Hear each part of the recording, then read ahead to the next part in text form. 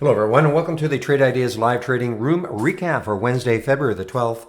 My name is Barry Anderson, moderator of your trading room. Any questions you may have, you can use this email address. The link for the free room, 100% free. You do not have to be a member of Trade Ideas to be in our free room. The room is open between 9 and 3 Eastern Time every day, well, Monday to Friday. And I share my screen and I'm live on the mic. And, you can still take part in the test drive. You only have 2 days. It will still cost $8.99. So if you think it's worth $4.50 a day to try our premium service Thursday and Friday, you're more than welcome to it. Other than that, the next test drive will be about 3 months from now. This was a record sign up. We had over 2,000 people signing up for our test drive, which is amazing. So anyway, I want to get back into the room fairly quickly. I did not do too many trades today again. What I did today was I tried to pay a little more attention to my simulator, and I actually got in and out of trades pretty well. I was just watching my simulator do its thing, doing its auto entry. This is not. I've already got rid of the original trades. I think I was up about $250. I'm up now another 86 on these two trades that I took in the simulator. And my advice is that you treat the simulator like it is your real money. All right.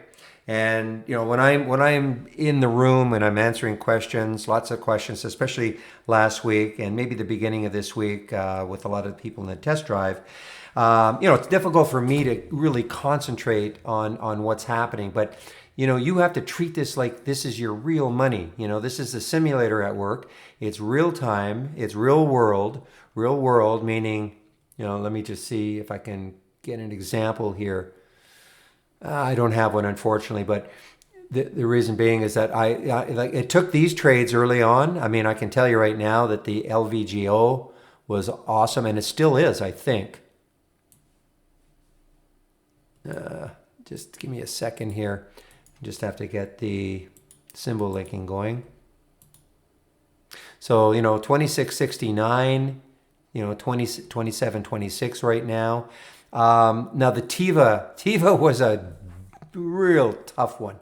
We kept trying to take out that 1376, just wouldn't do it. There was the alert, and it just wouldn't do it.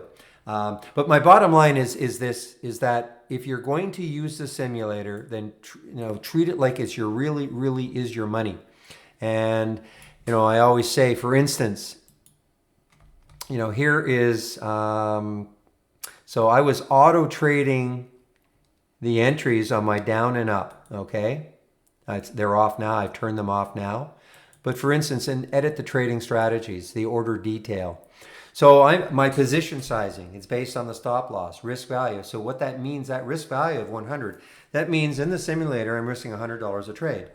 So, if you've got a $5,000 account, you can't risk $1,000 a trade, obviously. You have to treat it like it is, real money.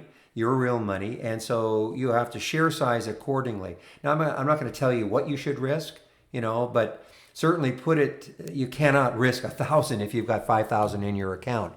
And, so that is it's very, very important. The simulator is a lot of fun, but don't treat it like it's a video game, and oh, well, I lost. This should be your practice to getting to the level in which you feel comfortable with some of the strategies that you're using and your market mechanics and all, that when it's time to trade your real money, there will be a comfort level. Now that could take, it could take a month, it could take 2 months, it could take a year. I don't know. Everybody is different. Everybody is different. But I will tell you this, is that, if you cannot make money in the simulator, I almost guarantee you will not make money trading your real account. Because once you start trading real money, then you see your true P&L going up and down, and emotions really come into play. In the simulator, the emotions are, oh well, I lost. But if you really treat it like, oh well, I lost, but treat it like, man, that was my real money. You will then approach it in a more professional way, taking the simulator in a more professional way and really using it to hone your trading skills. So with that in mind, that's about it. The Tiva, I did take, and I would do it again. Just one trade I took just before the Oh man, and it might be still working. The Myrna. Myrna is an interesting one, and I might take it again. The Myrna is an interesting one. This was actually a short earlier from the AI at 1925. Not a bad one. Got down to 1849. Myrna did a financing at $19. mRNA did a financing at $19. And so I ended up taking, I decided on this little move here, I thought, okay, I'll take the trade. And I took it at 1912. And then it did that move right there, and it got just below 19. I actually sold it at 1905. I said, you know, I didn't want to see it go down below the financing price. Now it looks like it might be starting to move again. So when I get back into the room, I'll have to make a decision. Typically, you know, on a financing, you know, it's usually below the financing price. You know, stock does a financing. Shareholders aren't that happy because their positions are being diluted.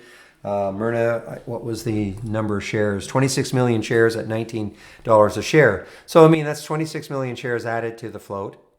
There it is. It just popped up in my price alerts. And so typically shareholders are not happy. And why would they be? You know, their share position is being diluted. But sometimes, you know, especially a bio, I mean, these guys are, you know, it's a bio, starve for money. Now, this is a more expensive one. This is one of those virus stocks too. But like the really, really cheap ones, they're always starving for money and they're always doing financing. So you really have to worry. But sometimes a little more expensive one can do a financing and the shareholders will look at it and go, well, you know what? They're raising money for all the right reasons. I mean, 26 million times 19, you know, they're raising, let's see, what are they raising? They're raising almost $500 million. That's a lot of money that they're raising. So shareholders might look at that and go, well, okay, that's not so bad. We're doing it for all the right reasons. It's not because you're going out of business and you got to raise the money. So anyway, a lot of times though, you'll see the financing way below, like the price will be way below the financing price because shareholders are just not happy at all and there's just a big sell. In this case, you know what? I'm going to watch this one tomorrow. Holding the 19 financing price, and you know that might form a nice base for it, and it might lift off it. Anyway, didn't mean to get so long-winded on that, but it's just stuff that I look for. Okay, I want to get back into the room, and one other thing. It looks like you see the buy and sell right there. I tried to demonstrate it yesterday. The buy and sell buttons right on the chart. Looks like they're going to be added for tomorrow in tomorrow's build. So. You know, in the next build, it'll probably be a beta. So if you go to our download page on the website, you'll download the beta, and then you'll have access to the buy and sell buttons right on the chart. And it's very cool. You know, if I did this right now, buy, and then I say did that. Okay, so what it's doing is it'll buy it at 1913. It's put a stop at 1850 because of the rules that I placed. If I just raised it up here above where the price is, it should take it there. See, it just took it. Okay, so it's in the trade right now, and there's the stop. As it moves up, hopefully, you know, as it moves up, if it did move up, you can just start right on the chart, moving your stop up. Okay, and so it's very, very cool to be able to do that right on the chart. And you know, I'll show you, come into the room tomorrow, and if this is available as a beta build for everybody, then I'll show you exactly how you can use it. You know, why did it do this? Like, why did it put a stop there? You'll notice that my stop loss is $100. I'm risking $100 a trade on this strategy also. So, you know, it's very simple to do. You just have to do it a few times to get used to it. And so come into the trading room tomorrow and I'll show you how to do it, assuming that this is going to be added. All right, everybody, I want to get back into the room. So again, questions for me right here. The link for the free room. I'll open the room tomorrow at 9 o'clock. See you there.